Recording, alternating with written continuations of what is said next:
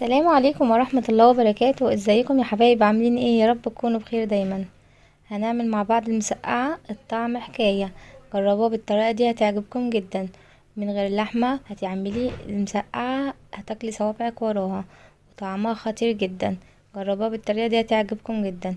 يلا بينا نسمي الله ونصلي على الرسول عليه افضل الصلاة والسلام، ونعملها مع بعض بطريقة سهلة وبسيطة جدا ومش مكلفة، واكلة تفتح النفس كده في الغلا اللي احنا فيه ده.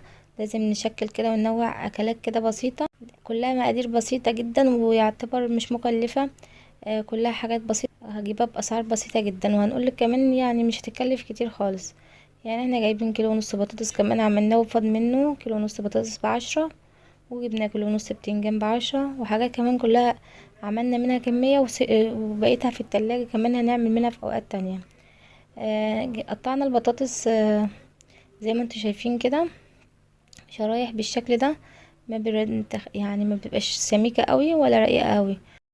ونرش لها رشة ملح كده الاول، يعني بنغسلها ونرشها بحبة ملح كده ونبدأ نقليها. والبتنجان طبعا بنقطعه ونغسله ونقطعه شرايح كده، ونبدأ بردك نحط له شوية ملح، ونرش بملح كده ونسيبه كده ايه حوالي نص ساعة عشان نشيل منه المرارة كده. البتنجان طبعا ما بيتقلش بسرعة كده اول ما بتقطعيه، لا بس يتنقع شوية كده بالملح عشان يطلع المرارة منه. نقلي الكمية كلها اللي معانا، وهنبدأ بقى هنا. يعني كمان كميات بسيطة جدا اللي احنا عملناها، بس عملنا احلى صينية مسقعة جميلة جدا. هنا البتنجان قطعناه بردك زي ما انتوا شايفين بالشكل ده، زي تقطيعة البطاطس.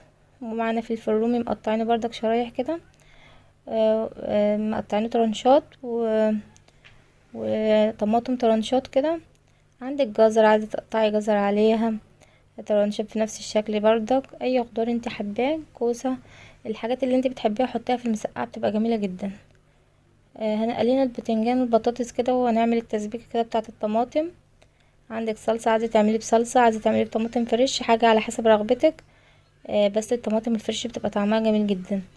وقلينا بصلاية صغيرة كده وسط، ومعلقة توم مفروم كده، وبنحط بقى معلقة بابريكا بعد ما يتحمروا وحمرناها. وبعد كده نزلنا بعصير الطماطم وحبة بهارات كده، حبة ملح وحبة بهارات مشكلة.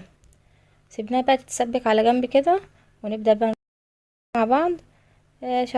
شريحة بطاطس، آه، طماطم، بتنجان، فلفل، كل الخضار اللي عندك رصيه كده. شكلي كده ورصي داير ما يدور كده حوالين الصينية.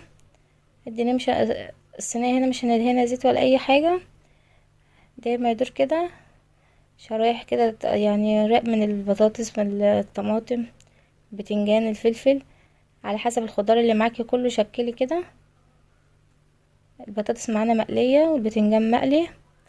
الفلفل عملناه كده اخضر زي ما هو، مقلناهوش.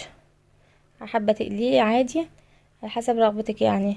قلنا الفلفل ما ياخدش سوا خالص، وقلنا بقى ايه نعمله كده هتبقى طعمه جميل جدا. والطماطم طبعا مش حابة تحطي طماطم على حسب ما انتي حابة. الطماطم حطيها، مش حابة الطماطم ما تحطهاش. احنا عندك فلفل الوان بقى تشكلي كده الصينية وتخليها ايه شكلها كده تحفة، تبقى جميلة جدا. على حسب الخضار اللي انت بتحبيه حطي الخضار كل اللي انت بتحبيه. وهنا الصلصة طبعا اتسبكت معانا وبقت جميلة. طبعا الصلصة احنا عملناها ببصلاية، ونسيت اقول لكم ان احنا عملنا كمان معلقة توم كده مفروم في التسبيكة. وهنبدأ بقى هنا يا حبيبي مع بعض كده نروح من الصلصة بعد ما سبكناها بالشكل ده، ننزل بقى عليها كده على الصينية اللي معانا اللي احنا رصيناها، ونبدأ بقى ندخلها الفرن. يعني يا دوبك تتعسل مع بعضها كده. الطماطم متسبكة والخضار طبعا قليل البطاطس والبتنجان. مكملتش نص ساعة كده في الفرن بقت مستوية وجميلة جدا معانا وطعمها خطير جدا. مشوية بقى في الفرن، بتحطيها بقى بالشواية والفرن كده بتتعسل مع بعضها، بتديك طعم الخضار المشوي، وبتبقى طعمها خطير جدا وجميلة. جربوها بالطريقة دي هتعجبكم جدا. حابين تعملوها من غير ما تقلوا البطاطس والبتنجان، هتبقى جميلة جدا برضك. يعني اللي مش حابب ان هو الحاجات اللي هي المقلية دي ان هي تبقى تقيلة معاه، احنا طبعا صفيناه كويس من الزيت، اخدت آلية بسيطة وصفيناه من الزيت كويس، يعني مفيهاش نسبة زيت كتيرة. بس لو حابة تعمليها من غير آلية عادي. وبنحط لها بس معلقة زيت كده على الوش كده، ومع التسبيكة برضك حاطين فيها زيت، تبقى تمام كده، حلوة خفيفة. لو عجبكم بقى الفيديو ما تنسوش لايك واشتراك في القناة. مع السلامة يا حبايبي، دمتم في رعاية الله وامنه، والسلام عليكم ورحمة الله وبركاته. في حفظ الله. باي باي.